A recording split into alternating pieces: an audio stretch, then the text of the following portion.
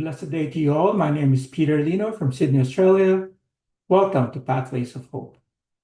Our gospel reading for today is from Luke 12, verses 8 to 12. Jesus said to his disciples, I tell you, everyone who acknowledges me before others, the Son of Man will acknowledge before the angels of God.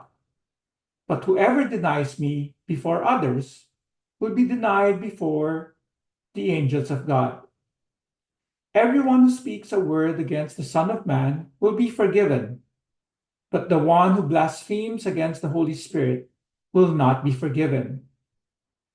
When they take you before the synagogues and before rulers and authorities, do not worry about how or what your defense will be, or about what you are to say, for the Holy Spirit will teach you at the moment what you should say. In the lead up to making this video, ironically, I found myself asking the Lord, what do you want me to say? How can I encourage my brothers and sisters with today's gospel? And here it is in the reading itself. For the Holy Spirit will teach you at the moment what you should say. Please allow me to share some personal reflections. Everyone who acknowledges me before others, the Son of Man will acknowledge before the angels of God. This line talks about something that's becoming more and more challenging in our modern society: boldness. We are familiar with the story of Jacob, who, amidst human suffering and the taunts of those around him, continued to love God and proclaimed his faith in him. He acknowledged God amidst the terrible circumstances of his life, a true mark of boldness. Or the story of the apostles in Acts 4. This was not long after the Pentecost in the earlier chapters.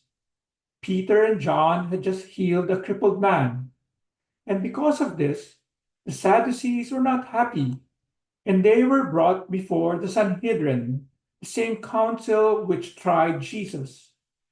Back then, as we all know, these men did not say anything. In the case of Peter, in fact, not only did he not say anything, but he later denied Jesus. And yet, here now, having been empowered by the Holy Spirit, these ordinary men have been transformed into boldness.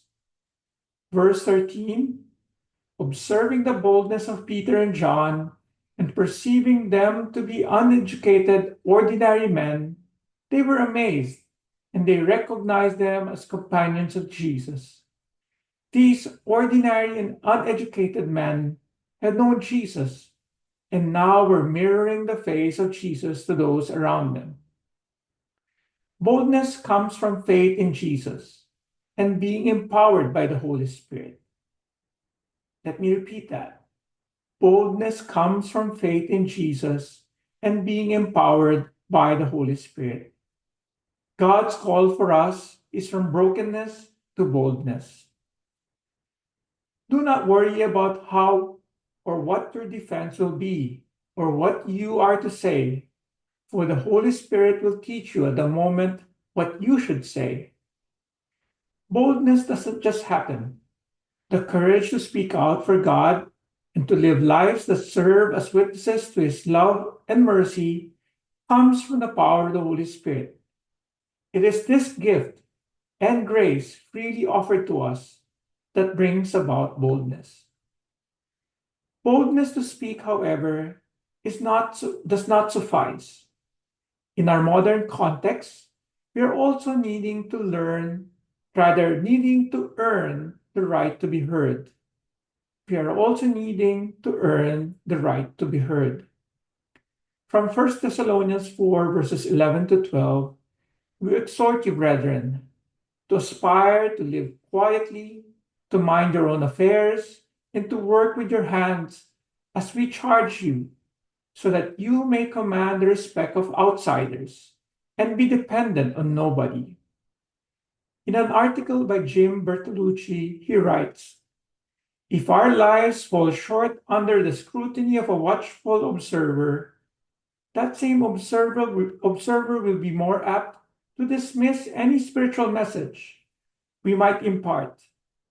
On the other hand, if we demonstrate excellence of conduct and speech in our daily relationships, people will listen more seriously to what we have to say about the Christian life. Our message will be credible. Credible is defined as worth of belief, trustworthy, reliable, entitled to confidence.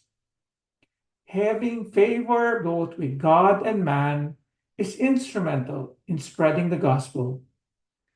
The key to godly character, of course, is God Himself. Not only can we accomplish nothing without Him, we can be nothing without Him. Let us be bold and be credible.